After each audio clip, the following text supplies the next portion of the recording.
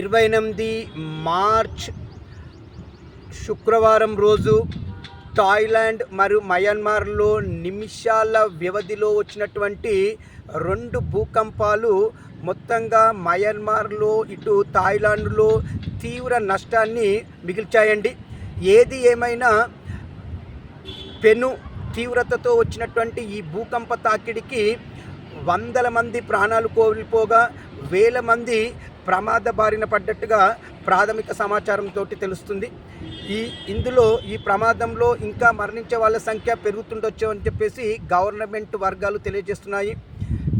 మయన్మార్లోని Mandalay నగరం మరియు దాని చుట్టుపక్కల ప్రాంతాలు ఈ భూకంపం వల్ల ఎక్కువగా నష్టపోగా భూకంప కేంద్రం కూడా ఈ నగరానికి దగ్గరలోనే ఉన్నట్టుగా అధికారులు గుర్తించడం జరిగింది.